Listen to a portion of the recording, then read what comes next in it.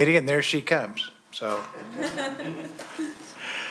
uh, first of all, we'll ask for bill introductions, if there's any bill introductions today. Seeing none, I'll turn the meeting over to your chairman. Go ahead and get it started. Okay, I guess we're ready to open the budget hearing on Kansas Corporation Commission. Luke, are you virtual with us today? Yes, I am, Mr. Vice Chair. Good afternoon, members of the committee. Could you go ahead and give us an overview? Thank you. Sure. You'd like to start off with the Corporation Commission? Yes, it's the first on our agenda. All righty. All right. Thank you, Mr. Vice Chair, members of the committee. My name is Luke Drury. I'm a senior fiscal analyst with Kansas Legislative Research Department, and I will be going over the budget of the Kansas Corporation Commission with you today. I do believe, I'm not in the room, so I can't see for sure, but I believe that Chairman French is with us today from the Corporation Commission, and he will be able to answer questions from you all. I'll also be able to speak with you all after my presentation of the budget documents. You all should have a copy of the budget summary for the Kansas Corporation Commission in front of you. The first page there is a standard budget summary table.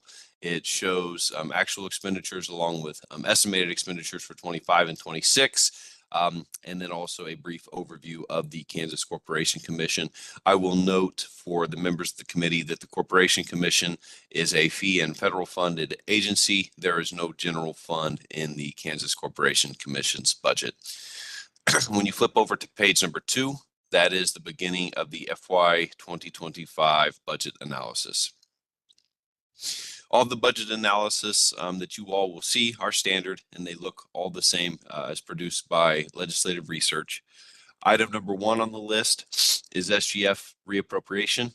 As I stated earlier, the Corporation Commission is an agency that does not use state general fund, so they have no, general fund reappropriation.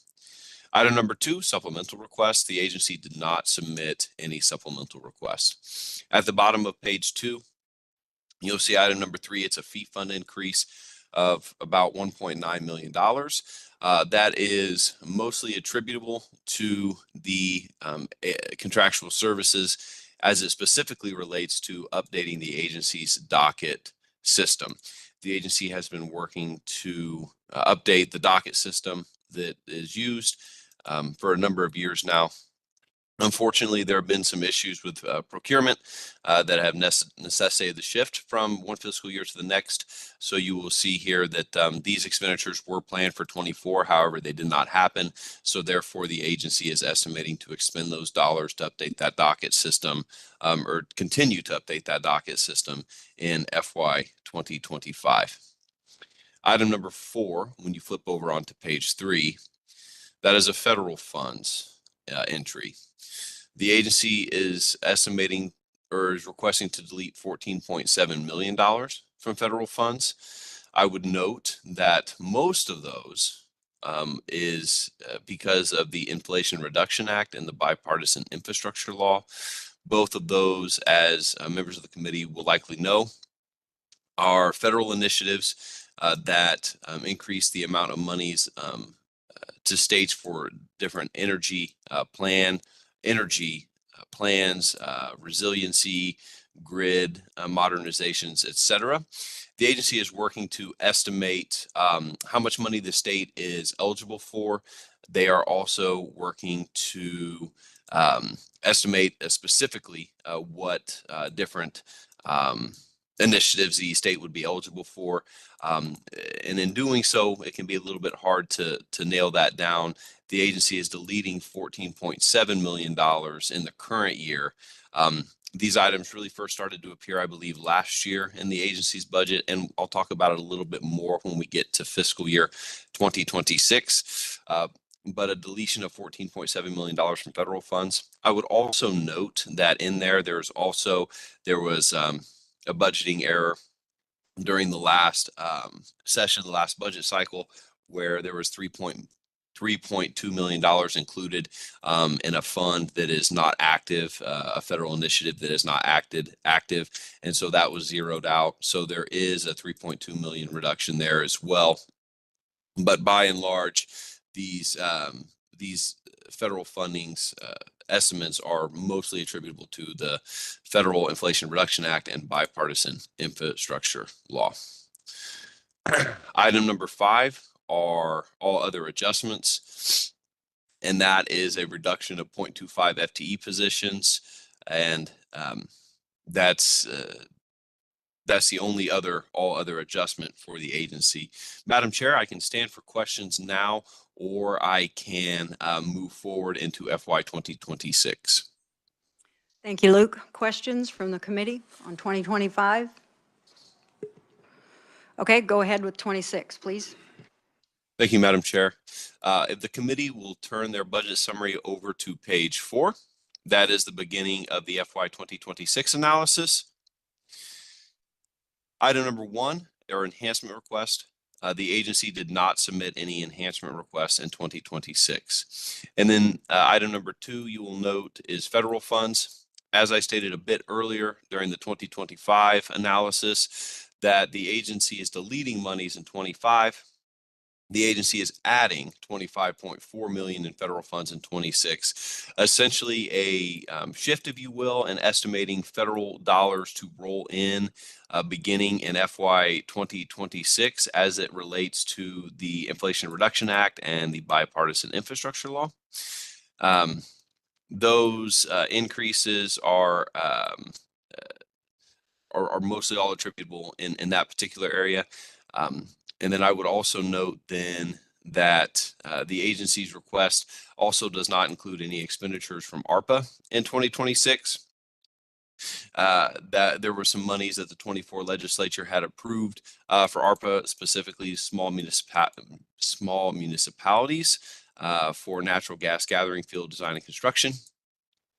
Those monies were estimated to be spent, or are going to be spent, in FY 2026 and will not reoccur, or excuse me, in 25, I apologize, committee, and will not reoccur in 2026. So overall, that action estimates by the agency does increase expenditures by $25.4 million. Item number 3 is fee funds.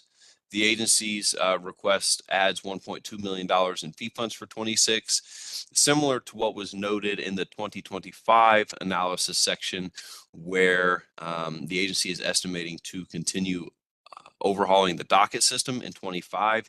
The agency does estimate for that to continue into 26. They are also increasing some more dockets in 2026. So that is to say that while those expenditures for the docket system will be completed in the fiscal year, in this current fiscal year, the agency is also still estimating for there to be a higher increase, or excuse me, just an increase in the number of dockets heard by the agency in 2026. And that equates to an addition of $1.9 million. Madam Chair, I would also note for the committee that on the back page, or the last page of your budget summary, is a couple of tables for the committee. One of those tables, figure number 8, is a reference table that shows the expenditures that start back in FY 2027 to and through the agency's estimate in FY 2026. It shows the percent change over time, along with this the consumer price index change over time. I would note for the committee that FY 2023, you will see a 114.8% increase there. I would like to note that that would be attributable to the Orphaned Well program.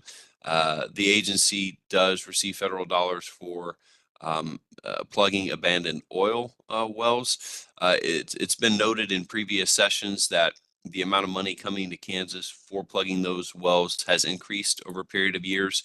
That would be attributable there. And then I would also note some of the other larger increases that you'll see in 25 and 26 in regard to that reference table is mostly attributable to those federal initiatives that we discussed earlier regarding the Inflation Reduction Act and the bipartisan infrastructure law. Following that reference table is an expenditures by program table, and then an FTE position by program table as well.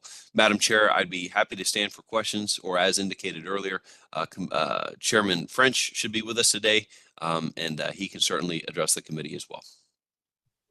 Thank you, Luke. Questions of the committee on the numbers? If not, Mr. Representative Curtis. Thank you, Madam Chair. And Luke, this may be better for Chairman French, but what is overhauling the document system? What is that? Madam Chair, Representative, the agency utilizes a system for their dockets that come before the commission. In regard to what specifically is looking to be overhauled and what the agency is looking to gain in functionality and whatnot, I would defer to the chairman for that. I do believe he'd be able to give a better explanation than I can. Thank you. Chair French, welcome to committee.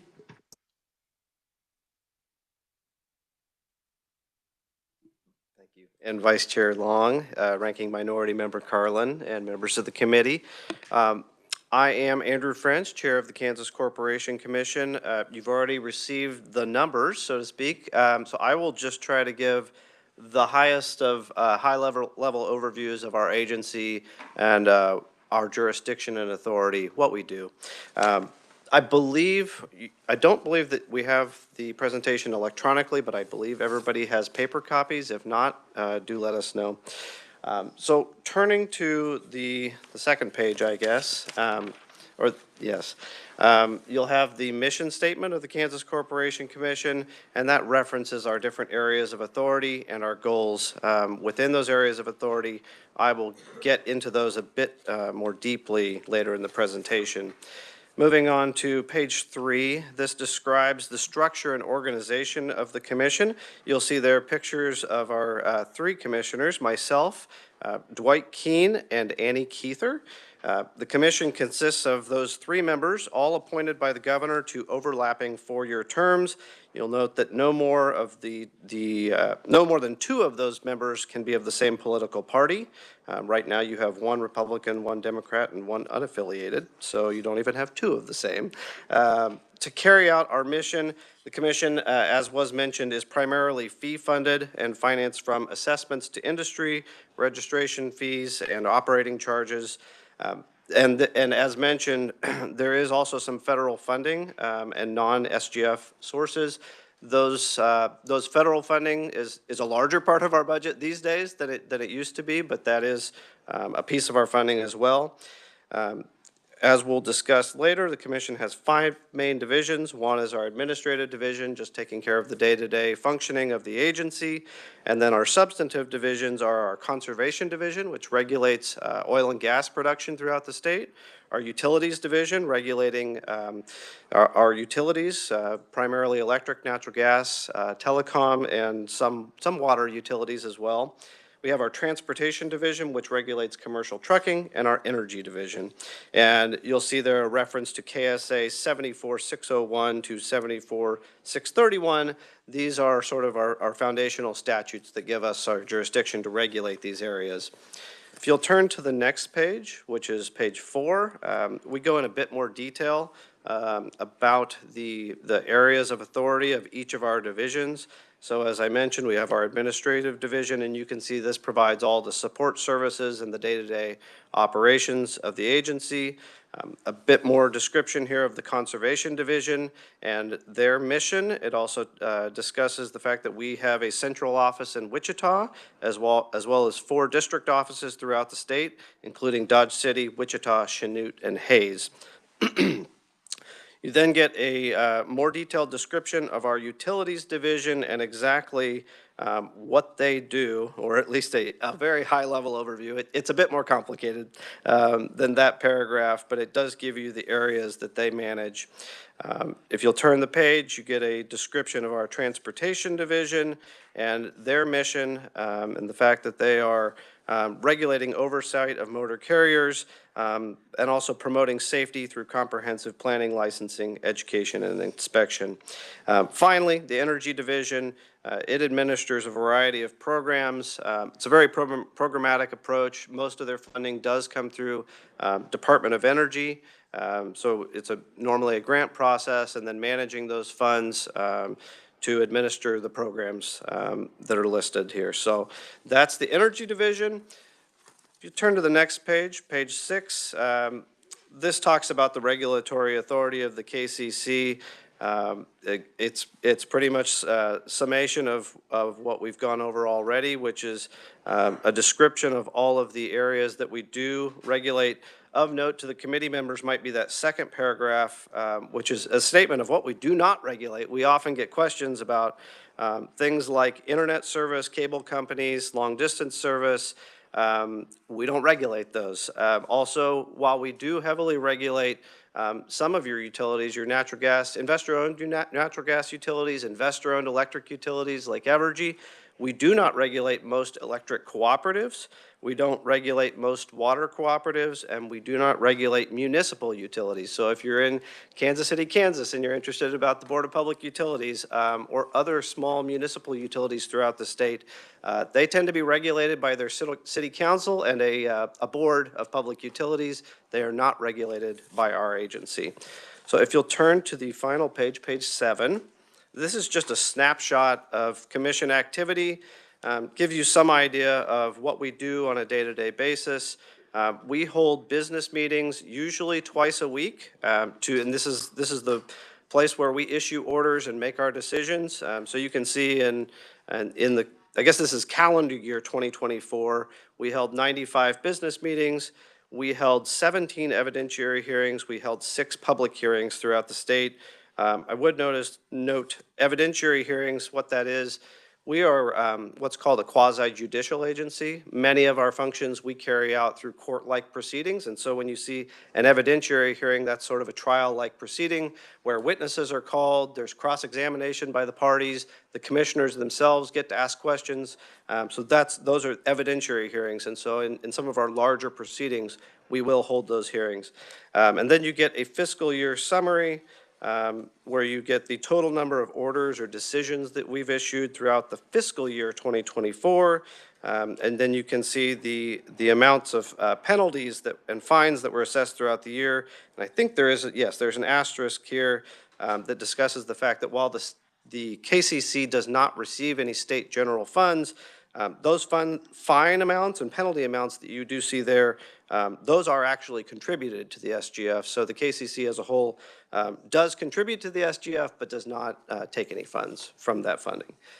With that, I think that's our final slide. Got contact information for Lynn Retz, who is with us today in the red sweater. If you have any questions, we've also got all of our division directors with me as well. So with that, I'll stand for any questions you have about the agency. If you'd like me to start to talk about the docket system, I'm happy to address that. I'll give you the high-level overview. If you want more detail, I think Lynn can get more into the nuts and bolts of how we use this and the gaps that we saw with our previous system. But as I mentioned, we are a quasi-judicial agency, so we sort of function like a court. We take in a lot of filings, and we have to have a repository for that for all of our record keeping for each, I guess you'd say a case or a proceeding. You need to have a way to receive those filings and for people to access those. And they're all available on our website. So our docket management system it's basically a piece of software that needs to be customized to our particular needs, to receive filings, to interface with the public, to interface with our stakeholders, and then to make those documents available on our website. If I may. Harlan. You're fine, thank you. If I could, so are you working with Otis by chance on any of this? Okay, you are. And did this come through JCIT, the approval for the software, do you know? Is that something that we will see there as well? It is a KETA required reporting Okay. project. Could you state your name Lynn for the Retz, committee? Thank the you. Kansas Corporation Commission, thank you, ma'am. So it is a reportable project. We are doing the quarterly reportings within CARS as required. And so I do anticipate we will be giving regular updates to JCIT. Perfect, thank you so much, I appreciate that. And then I do have another question. Do you want me to go ahead now, or, okay.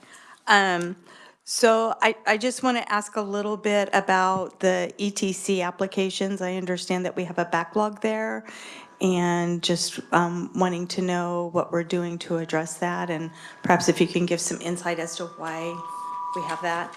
I'm going to turn you to my Director of Utilities, Jeff McClanahan, to address that. Good afternoon, committee. My name's Jeff McClanahan. I am the Director of the Utilities Division. So we do have a backlog. As with all things in the Utilities Division, when we have turnover in staff, we do not get experienced people applying. So we generally hire from either directly out of college, or if someone has relevant work experience, like so many years in accounting or finance or economics, they still would not have any utilities direct experience. So we've had turnover in all of our staffing in the telecommunications section over the last several years. And so they're inexperienced and trying hard to learn. We hired a consultant to help on the ETCs. We've got currently 9 of them, 4 of them are a year or older. And our consultant was not able to really help much. They got too busy, so now we're in the process of finding another consultant to try to help out on that. We are prioritizing those and doing the best we can, but it is a bit of a struggle, and there were an extraordinary number of ETC filings over the last several years as well. So those all kind of piled up on us, and we're doing the best we can to clear that backlog. If I could follow up, I mean, I understand some of those are upwards of almost getting to be a year old. If I would appreciate it, Madam Chair, if we could get a report on that, and then perhaps some suggestions on how we're going to remedy that, and what is going to be required to try to take care of that backlog and get it to a reasonable number, because I don't think that's going to be very acceptable to anybody. So let me just clarify what I think you said, to have the KCC address the backlogs and give us a timeline of when they will be addressed. Because like the representative from Kansas City said, you know, having things backed up for over a year is not a sound practice. Thank you. We'll put together that report for the committee. Thank you. Questions? Any other questions from the committee? Representative Long. Just to be clear, thank you, Madam Chair. Just to be clear, the ETC program is the program that utilities make applications to you so that they can receive federal funding to help low-income customers. Is that even close? Explain ETC a little better for me. So that ETC stands for Eligible Telecommunications Carrier. An ETC, a company can apply for ETC designation in a non-rural area. So the rural local exchange companies, you can't apply for ETC designation in their areas. So it's mostly AT&T or what was formerly Sprint territories. The ETC designation is somewhat detailed in the application and what you have to go through, and so what we have to review is fairly detailed. Once you receive that ETC designation, you are eligible for federal lifeline support, as well as some state KUSF support for lifelines. Is that To help with the low-income service side, right? Yeah. We are seeing, though, a few ETC applications. Part of the backlog is where there's so much money in the grant money for broadband now that we have some broadband-related companies who are trying to get an ETC designation, although they're really just looking for eminent domain. They're not looking to provide the appropriate services. So that's part of what we're evaluating as well. Thank you, sir. Thank you, Madam Chair. Questions? Any, Representative Curtis? And Madam Chair, I just want you all to know that this is the opportunity for us to perhaps, if there's a solution, like if there's something that we need to do now to help take care of that backlog, now's the time to do that. So that's why I'm bringing it up, because if there's something that we can do to help now, to help address that backlog, we should try to do that. Understood. Thank you.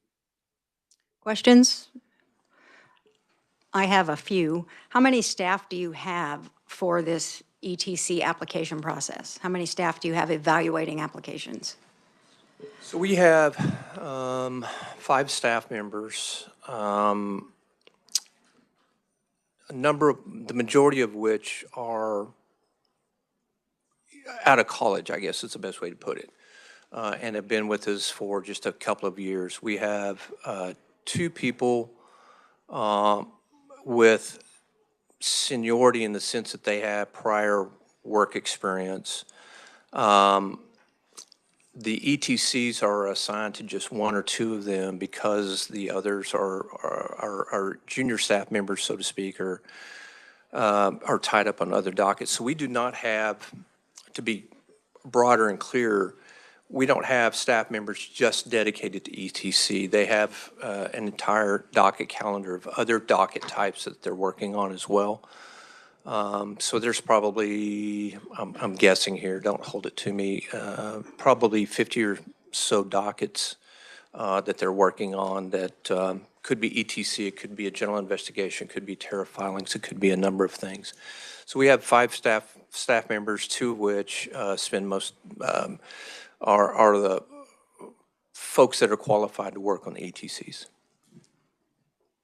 Okay, and the 3 that are been out of college for a couple years, though, I mean, college kids pick up on things rather quickly, and yeah, I feel like there could be more people that should be available to evaluate these applications to get them through your office in a timely manner. So, any other questions? Representative Rogers. Thank you, Madam Chair. I apologize. I was trying to get online. No, just kidding. Normally, everybody laughs at that. No, I'm just kidding. I apologize for being late. So what makes them qualified to do this training? I mean, I understand, and this has kind of been the discussion under the dome today of what can we do to help you all, or what kind of nudge do we need to do to get more qualified so we don't have these backlogs? So, telecommunications and just utilities regulation in general is not taught in school and is time-consuming to learn. So they're working on, the junior members are working more on less complicated dockets and learning through that process. The ETC piece takes more stringent analysis, more discovery, discovery being asking questions of the applicant, and so we can certainly work on training them, and we will, like I said, we will focus on getting this done, but it'll probably be more through a consultant if we can find one to help us. The trouble you run into is as you're trying to train people to take on a more complex task, the folks that are doing the training are not working on their piece as well, right? So it's a bit of a cyclical issue, but we are working as hard as we can and fast as we can to get those folks trained up. And thank you, Madam Chair. Go ahead. Okay, so I think that would be, I think when you look at it, if a consultant would work to kind of clean this up as a short-term fix, that's fine. What about those that, you know, to have those conversations with those that have applied? Do you have bigger challenges with out-of-state companies or in-state? We know there are a couple of states that have these companies that come in and want to, you know, buy up access or try to do that, and which probably brings a different set of challenges because maybe some states are different than ours. And I know I'm kind of throwing a lot of things out there, but I think it all kind of rolls together. Do we have too many restrictions, or are we about right when it comes to, you know, holding up the process because of all the regs and restrictions we have, or are others more the wild, wild west? I mean, that might help bring all this together. Thank you. To the best of my knowledge, I think we're about right. You know, the feds delegate this authority to us, and we're primarily, all states are following the federal process. The only issue I'm aware of where we're deviating somewhat from some of the other states is, as I mentioned, where you have some folks looking to get that certificate of being a public utility so they can latch onto the eminent domain. Some states are just allowing that or using some fuzzy wording to try to prohibit it. We're looking at just denying that. If they're not going to provide the appropriate services, then they won't get the certificate. But other than that, I think we're all pretty much in line with other states. Thank you, Madam Chair. I have a few more questions. And what you just mentioned a little bit ago about this being a, you know, coming from the federal government, doesn't the federal government have a form that for people to fill out to apply for an ETC? I mean, isn't there somewhere a master list of questions that must be answered? Well, there is a general list. Companies are all different. You know, you've got to look at their qualifications and how they're structured, and whether they have the requisite experience, whether they have the facilities to do it, and what their business plan is. There's not a simplified form that comes from the feds to fill this out. So the applications are all somewhat similar, but then you've got to ask detailed questions to ferret out all of the details. Okay, thank you for that. On your commission activity page, the last page of your presentation, who's included in those commission business meetings? Who attends those? Well, as I said, the purpose of those is basically for the commission to make decisions, because we are subject to the Kansas Open Meetings Act, so we can't meet and make decisions outside of a meeting. So these are our open meetings under the COMA. So always, all three commissioners, if they're available, are there. We take votes. Sometimes we receive presentations from our staff to maybe describe what different orders are. But as far as who's in attendance, it's always the three commissioners, and then our staff, and then obviously members of the public are invited to join. We conduct those on Zoom much of the time now and broadcast them. We have a YouTube channel, so it's as easy as tuning in on YouTube if you want to watch them. Okay, and your public hearings, what kind of subject matter have you had? You had 6, so you should have a list of what the subject matter was for those meetings? It's a good question. So under Kansas statutes, I believe there's only one type of proceeding where we are absolutely required to hold a public hearing, and that is when we have an application for a permit for transmission line siting. We are required to hold a public hearing in at least one county in which that line will traverse. But that's not all that we've held hearings on, at least in this year.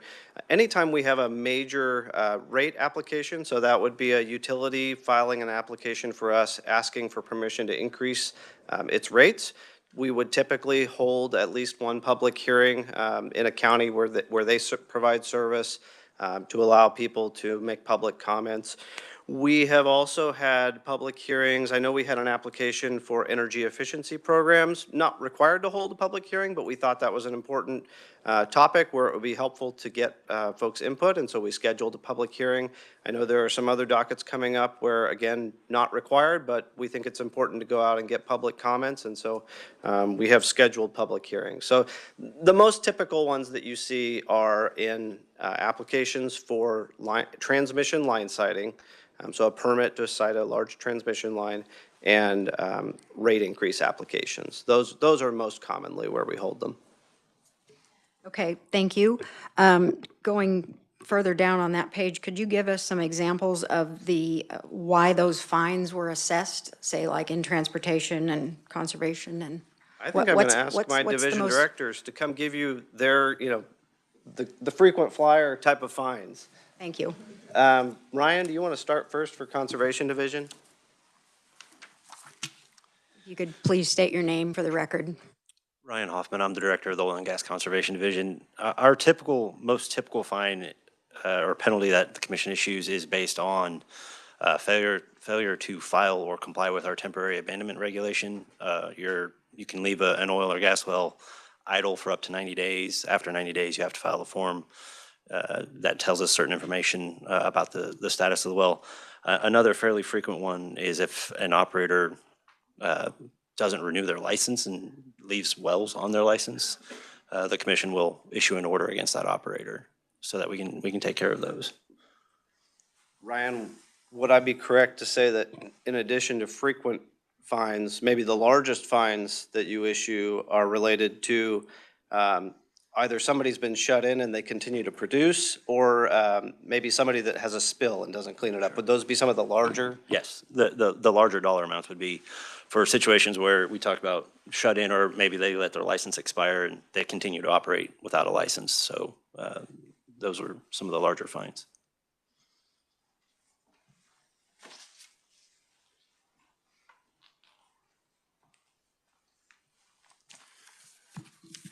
Good afternoon, Madam Chair. Mike Amy, Transportation Director, Committee. So the transportation fines, these happen as a result of a compliance review. It could be through a complaint. We're statutorily required to follow up on motor carriers within 18 months and when they start business. That is one area. We get complaints on the Highway Patrol from the industry, from drivers, and we follow up on all of those. And they range from complaints from applications, things like that, to hours of service, maintenance files, substance and alcohol testing, commercial driver's license, operating without those credentials, things like that. So it's just a wide range of things that we do issue penalty orders on. Okay, thank you. Pipeline and telecommunications. Jeff McClanahan again. For the pipeline safety, the Utilities Division has responsibility for that. So most of our fines and penalties are associated with our one call.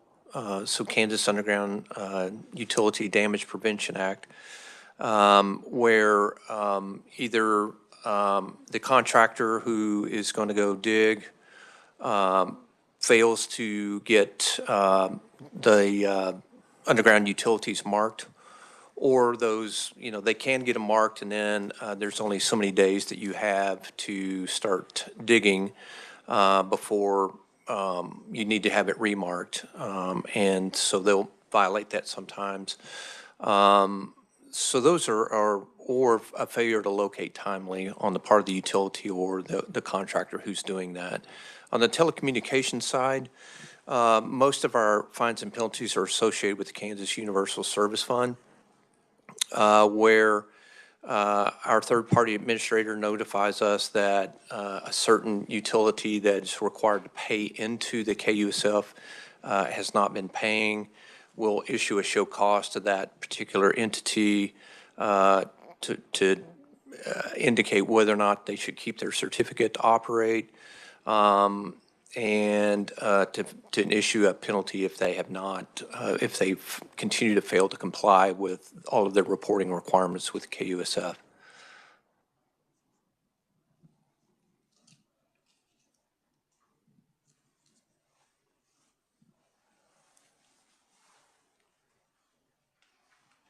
Any other questions? Okay. I don't have my thing in front of me. Thank you for presenting. And if there's nothing further with the KCC budget, we will move on to the Representative Curtis. Thank you. I'm sorry. I want to share a comment. Last year, I asked a lot about the weatherization programs. And I just want to say thank you because I was able over the summer to visit 2 homes and to visit with staff and to learn a whole lot more about what we're doing with that weatherization program. And I would say those are dollars very well spent. We need a whole lot more of that, and they need a lot more wraparound services to help some of those people. But we are doing a lot of good work with that, and I appreciate your response last year in getting me to see firsthand how all of that program works and the benefits. So thank you. I just want to make sure I express my thanks for that from last year. How kind of you. Okay, let's move on, Luke, to the Citizens Utility Ratepayer Board budget. Absolutely. Thank you, Madam Chair, members of the committee. Again, my name is Luke Drury. I'm a senior fiscal analyst with Kansas Legislative Research Department, and I will also be going over the Citizens Utility Ratepayer Board budget with Luke? you all. Are you there? Yes, Madam Chair. Madam Chair, can you hear me? Hello? Oh, Hello? You have me now? yes. Go ahead. All righty. All right. Thank you, Madam Chair. Once again, my name is Luke Drury, Senior Fiscal Analyst with Legislative Research, and I will be going over the Citizens Utility Ratepayer Board budget with you all as well. I would also note that Joseph Estraub is with us in committee today from the agency, and he has a presentation also prepared for you all for after I get through going through my budget summary with you all. Looking at the Citizens Utility Ratepayer Board budget summary, page number 1 is the budget summary overview, shows you expenditures by expenditure class, revenue streams, and an agency overview. I would note that this agency is also an agency that does not utilize state general fund. It is entirely fee funded in this particular instance through their utility regulatory fee fund. If members of the committee will flip over to page number 2, that is the beginning of the FY 2025 analysis. Item number 1, SGF reappropriation, as stated right off the hop, this agency does not utilize general fund, so no reappropriation. Item number 2, supplemental requests. The agency did not submit a supplemental request. And then item number 3 is consultant services, which is located there at the bottom of page 2.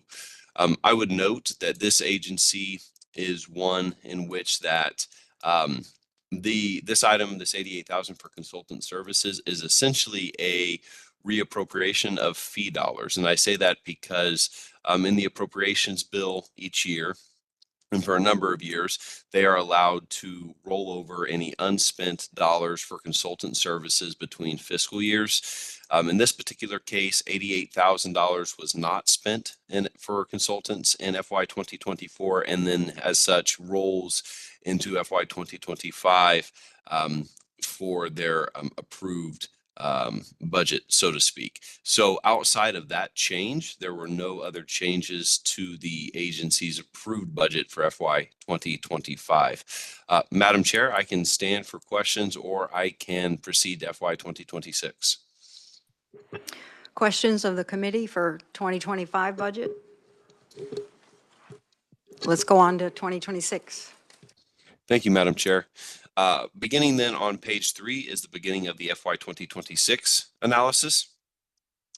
Item number 1 at the bottom of page 3 or towards the bottom is enhancement request. Similar to 25, there is no enhancement request requested by the agency. Item number 2 is group health insurance. This is something that the committee has seen in other budgets, before the committee this year. This relates to the indices, the cost indices that go out to agencies when they are preparing their budgets. Estimates for employer contributions to group health insurance are increasing, and therefore the agency is estimating to see an increase of approximately $9,000 in the current, or excuse me, in FY26 for group health insurance. Flipping over onto page number 4, item number 3 is communication.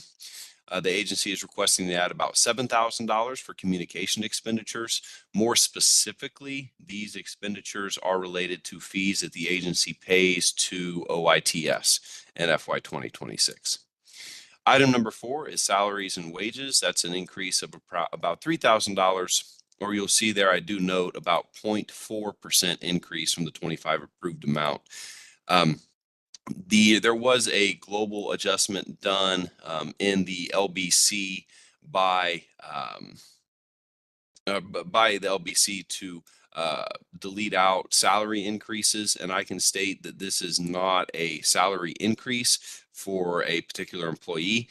That I can describe it is a timing issue from when the salary pay plan was introduced, or excuse me, approved, and then when that got put into the personnel system and then later moved over into the budget system.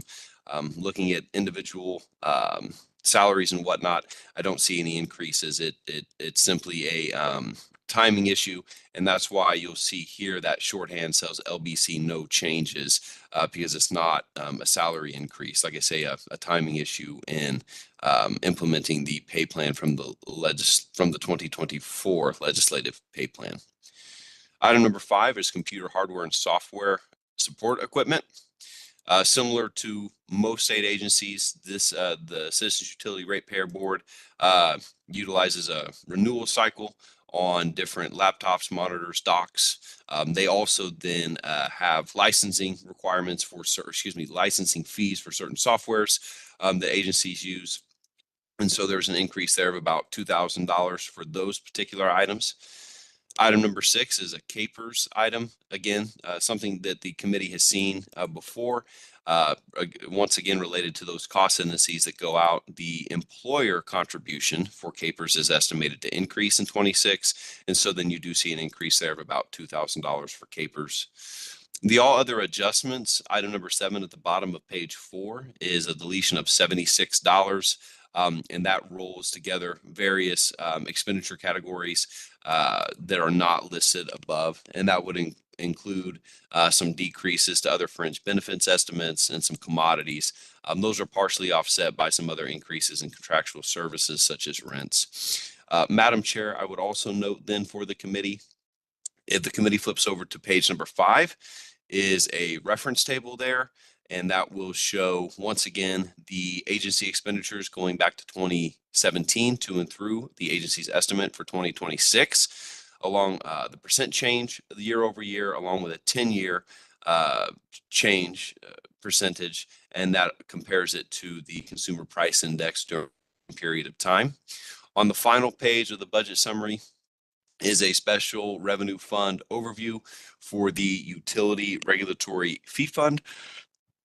I would note that, again, the agency is a fee-funded agency. And so here, this table will show you what their projected ending balances are for 25 and 26, along with actual ending balances from 23 and 24. You will note that you'll see a couple asterisks on there by beginning balance and ending balance. It notes there about encumbrances. Beginning balance in 23 is lower than what the beginning balance is in 24. And that is a result of encumbrances. I like to explain these in ways that are kind of personal finance related. If you estimate your water bill will be $100, and you put that into your checkbook, you say, okay, I'm gonna have $100 go out the door. Well, when the bill actually comes due, it's only $50. You pay the $50, and that other remaining $50 goes back into your account. So that's why you'll see sometimes those ending balances are lower than what the beginning balance is, and that's because the agency had estimated some higher expenditures that they did not realize. Those encumbrances were released and then therefore increasing the beginning balance for the next year. Madam Chair, I would be happy to stand for questions, or as indicated earlier, Joseph Estraub with the agency is with us in committee today, and he can address the committee at this time if you'd like. Thank you again, Luke. Questions from the committee? Okay. Mr. Estraub, welcome to committee. Thank you, Madam Chair, Mr. Vice Chair, Madam Ranking Minority Member, members of the committee. My name is Joseph Estraub, and I am the new Consumer Counsel for the Citizens Utility Ratepayer Board, or CURB. Some of you may recall my predecessor, David Nickel, being here last year, and so he just retired at the beginning of this month, and I've stepped into his role. Just real quick about me, I've been with CURB since 2019 as an attorney, and prior to that, I was a public defender up in Olathe, Kansas, in Johnson County, doing work up there. So I've been a state employee pretty much my entire time out of law school. I enjoy the work, I enjoy the company, and I'm really honored to be here in front of you today presenting the budget and the performance-based budgeting methodology we use at CURB to kind of demonstrate what we do with our time, and what value we provide for our constituents. Just to give you some background information, if you're not familiar with CURB, we work within the KCC building with the KCC, representing the interests of residential and small commercial ratepayers. So your constituents, we're there to represent their interests at the KCC in utility cases, primarily with electric and gas cases. Our board itself, we're ran by 5 board members, all appointed by the governor from various districts in Kansas. And so as consumer counsel, I'm in charge of staffing the office, representing the board, advising the board, and being in front of the KCC and representing those directions. And so that's kind of the breakdown of our system as well. We are a statutory agency, so we're created by statute to take on this role. And so we're a very unique agency in the sense that we are granted, intervention a little quicker. We're expected to be involved with cases to represent specifically the interest of residential and small commercial ratepayers. And so if you turn into the report here on page 1, I do give a big overview and summary of this report, providing highlights from the different areas and graphs are provided in this report. So you can go through at your leisure regarding the specifics there, but we can jump right into it. On the next page, on page 3.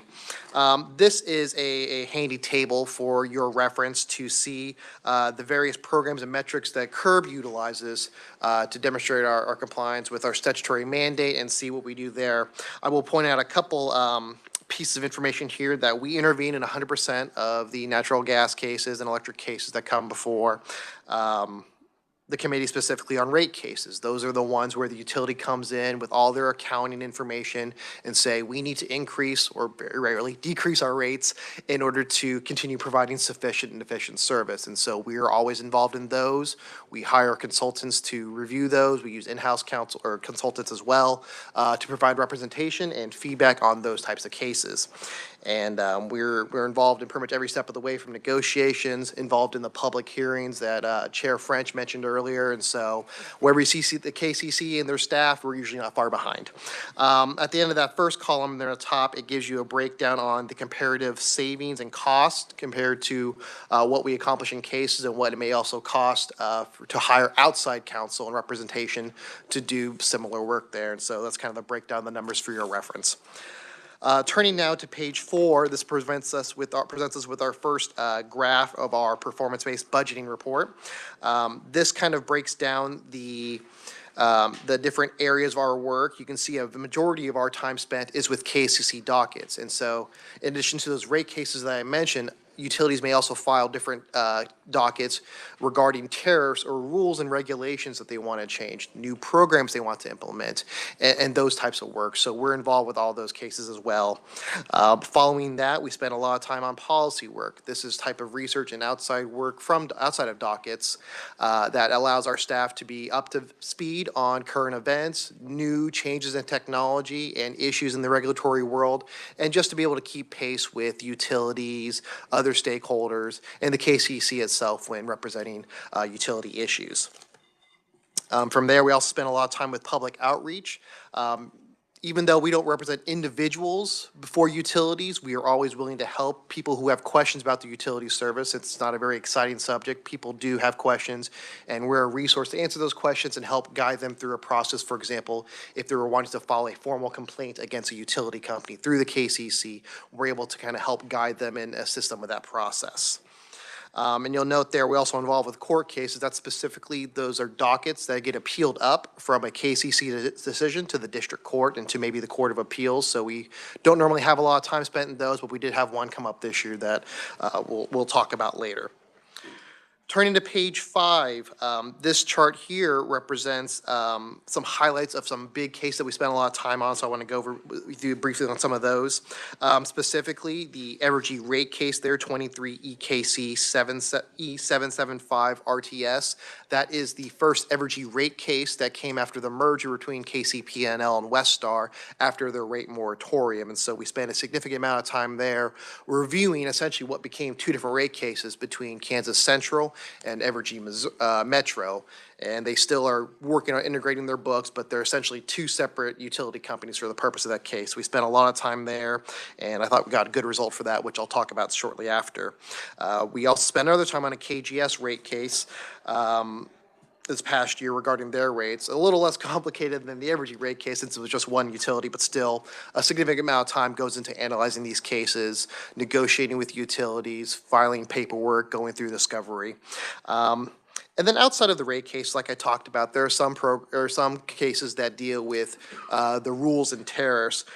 For example, in that 24 SPEE 415 TAR case, that deals with Southern Pioneer, a special cooperative out in western Kansas that the KCC regulates that we are involved with. Even though that one doesn't necessarily deal with the rates themselves, like setting new rates, it had an impact on rates on what kind of surcharges they would be allowed to go forward with to recover cost. And so that one took a lot of time because even though it wasn't a rate case, it was a litigated case where we had issues that were not resolved through settlement. And so that went through a full hearing, briefing before a decision. So some more time was spent there. And then I just want to briefly highlight the top one there, the Evergy Capital Plan IRP. That is basically a compliance docket that came out of the initial merger. And so a requirement of the merger was that Evergy be required to submit triennial reports with yearly updates about its resource planning programs. So it's basically a very detailed report that Evergy gives its perspective on the energy environment, what challenges it sees in the future, and how it plans to acquire energy and what resources it will need in order to continue providing service for customers. And so stakeholders, including CURB, are invited and welcome to review that document, provide comments and feedback for Evergy to improve its analysis in the future.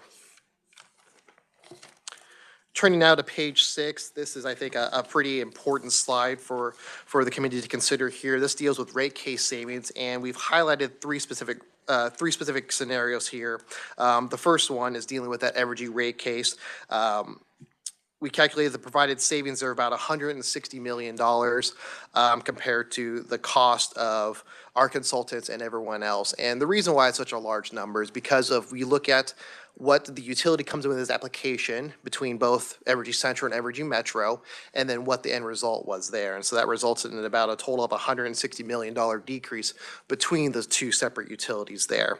Regarding Southern Pioneer in its case, you'll see that we did spend a very little amount of money there, and there was no changes there. And with Southern Pioneer, they're kind of a unique utility in the sense that they have a formula-based rate where it's an equation they set up in order to make enough revenue to keep up with their loan payments and their covenants they have with banks and lenders in order to provide service without being, having to pay shareholders in that sense. And so that's a matter of just checking through and auditing and making sure that they're calculating that correctly and that there's no extravagant increase for ratepayers in that sense.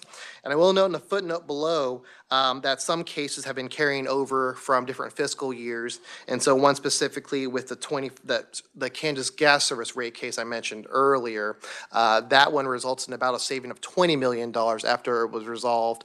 And the unique thing about CURB is that we want to get the lowest prices for for our constituents and get the best service for that price. And so a lot of the times the utility will come in with their number, and most of the time CURB is well below that number too. And so when other stakeholders come in, they can sometimes land between these two extremes in the pricing. And so that helps anchor the position. And when we present these findings to the commission, it gives them options to consider what is the zone of reasonableness, as we like to call it in the regulatory world, the zone of reasonableness for what rates should be to provide sufficient and efficient service. And so I think CURB plays a pretty big role in that by being able to set realistic expectations and give an alternative view to how rates should be set and what should go into those rates.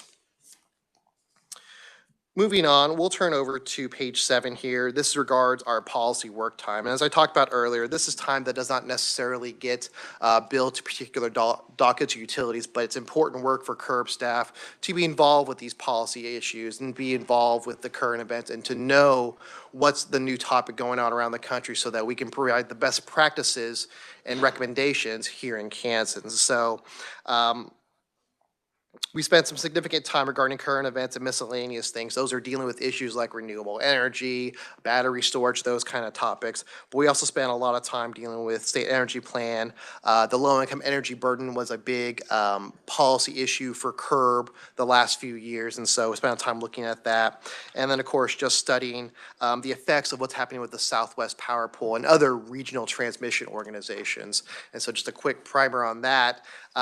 These types of organizations help kind of manage and monitor the transmission of energy that's being produced to where it needs to go. And so although CURB is not authorized to intervene and be involved with the Southwest Power Pool or even at FERC at the federal level, we do find it important to be aware because changes at those levels do have an impact locally and around the state. And so we want to make sure that we're aware of those issues when going into negotiations and discussions with utilities. Turning now to page 8, this provides a breakdown of the narrative, the legislative bills from last year, or from 2024 that CURB is involved with to some degree. Some of these bills did not have any action done that year. However, one I will point to is regarding House Bill 2527. This was a pretty large bill that made some pretty significant changes to regulatory accounts that utilities can take advantage of when recovering cost and expenses that they're incurring while building new plants. That did pass through and became law, and so utilities are now starting to look to utilize new rate recovery mechanisms that were created by the statute to essentially put more costs on the ratepayers. And so we are always involved in the legislature looking at these bills to see what kind of impacts they may have on the rate-making process in Kansas and what that may expose ratepayers to in the future. Turning now to page 14, this is a breakdown of the metrics used by KLRD that determine kind of what CURB is doing with its time and whether or not we are, providing value. And so that chart there, although small, I apologize for the small print, gives you a rundown of what that looks like. Turning to page 15 now, 15 and 16 will be a 3-year comparison of both metrics regarding our policy work and KCC dockets. And so that gives you a comparison there. We're pretty consistent as far as time goes with the amount of hours we put in there. Obviously, there's been a big gap between the fiscal year 2023 and 2024. We've been able to hire another full-time employee, which also helps boost those numbers. And additionally, the types of cases that we work on differ. And so even though there may be fewer cases we're working on a year, some of those cases are a lot larger and require a lot more agency time to spend on those things. And then on page 16, that's kind of the breakdown follow-up of that. It tells you the number of cases we've seen looking over the last 3 years. As you can see, there's been a uptick in cases since fiscal year 2022, but fewer hours dedicated to those cases. Like I said, back in 2021, there were more complex cases back then dealing with Winter Storm Uri, cost recovery, and securitization and those kind of topics, which were new areas for really everybody involved. And so we spent a lot more time reviewing those. And then in 2024, we had several rate cases we're working through, the Evergy one and other dockets like that. Additionally, we had a new full-time employee also working, counting on those hours there. So that is the sum and substance of the report there, and I'm happy to stand for any questions you may have. Thank you. Questions from the committee? I have a couple. No, Representative Curtis. Thank you, Madam Chair. So I'm just wondering, are you forecasting like in the future, are you seeing a lot of cases that you will have to intervene in coming your way, or where is that at? Thank you, Representative Curtis, for that question. Yes, on the horizon, actually, in the next couple of weeks, we do expect there to be pretty big rate cases coming through from our jurisdictional utilities, and so we do anticipate a few more rate cases coming in, but more to that point, we'll be dealing with these cases simultaneously. Rate cases typically have a 240-day clock in order from application to order. And so it's a pretty tight turnaround by itself, but when you're compounding out with multiple rate cases, it does become a new dynamic, so to speak. And so we do anticipate a lot of those cases. Additionally, we anticipate utilities coming up with new programs and changes to their tariffs that will require studying, because even though they're not full rate cases, they do have impacts on the rates that people pay and those kind of changes. And so they will also require a good amount of study and work to process, analyze, and ultimately advocate for the interest of ratepayers. On page 7, you talk about the time, is that in hours that you spent on, each of those sections? And then what that cost? Yes, so we have the first column there broken down by hours spent on those different topics. And then that's the CURB staff costs varying between the rates between attorneys, consumer counsel, and our in-house rate analysts.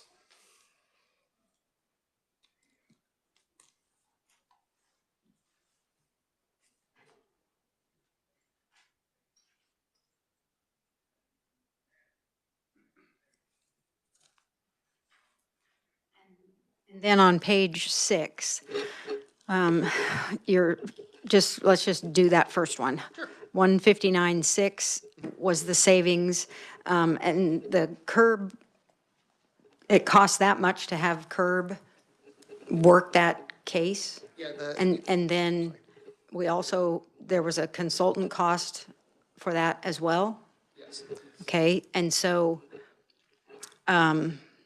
explain that to me. Of course, yes. So that first one there, so like I said before, with the savings calculations, what we do is we look at what the initial amount that the company requests overall for a rate increase. And then we compare that to what the final budget number comes out of, or what the final number comes out of after a commission order. That's where we get that number from. So Evergy itself was asking for over $200 million of an increase by itself, and then there was more from Metro's side of it. And then CURB cost, the first one, that CURB staff cost, that's specifically in-house representation with our analysts and our attorneys there. And then consulting costs for these kind of things, rate cases, they involve a significant amount of accounting and engineering expertise that unfortunately we don't have already in-house. And so we consult with specific experts in the industry who've been used before to report on those things. And so that covers the cost of the time they work on it, writing testimony, issuing discovery, reviewing discovery, and also being in part of negotiations, because we do have to, now we don't have to fly them in anymore thanks to virtual meetings, but their time to be part of those meetings and to strategize and to write for us. Okay, so what is the top number? And then, the CURB and the consultant, that all comes off of the energy company's request for that top number? Is that what they requested? And then the bottom is? Sorry, yeah, I can kind of explain it better. So that top number there, that's the savings. That was the end result of the case reduced from what the company had initially asked for. So if the company had just got what they want from the application, it would have been a different number than that. It would have been close to almost $300 million. And so we were able to bring that down to, and that's what we saved, the $159,600,000. And so we subtract from that savings number. Your expenses. Exactly. And then that's the net savings. Correct, yes. Gotcha. Thank you. Any other questions? Thank you very much. Thank you very much. Nice meeting you all today.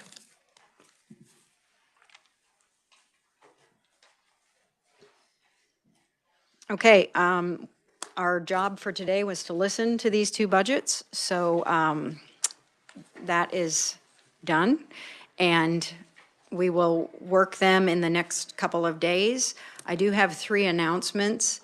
Tomorrow, we will have the committee rules for you. We will run them off, and Each person will get a copy of the committee rules. And also, second announcement, I would like to thank Chair Rogers and his committee assistant Dana Rooney for their nice explanation of how to go about finding all this testimony on your computer. Everyone should have that.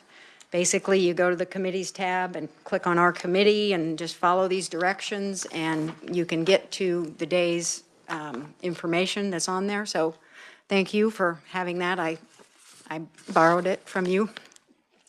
And thirdly, we have been approached about revisiting the Board of Accountancy budget that we passed out last week. And Ms. Mindy Speck is going to be here tomorrow to make some asks that were, she's just going to be here tomorrow to explain the difference between what we did and what they're now asking for. And so we will be listening to her, and then Dylan is going to give us the financial impact of their request. And then also tomorrow, we will be hearing from the Department of Credit Unions and the Office of the State Bank Commissioner, and probably working some budgets. So is there anything else for the good of the cause? No meeting on Friday. We will meet Wednesday and Thursday. Representative Curtis. And then are we not reporting out to appropriations? Are we reporting out to appropriations this week on? I am scheduled to report out on those two committees from last week, the budgets, the accountancy and the Board of Veterinary Examiners on Thursday morning. Okay. We'll see what happens with the accountancy budget tomorrow, but the Board of Veterinary Examiners is on cue to report out, so. And I think we have all of our questions answered, so we're ready for that one, I think, right? Yes. Okay. Yes. Perfect. Yes. Thanks. Okay, thank you very much for all of your time today. We are adjourned.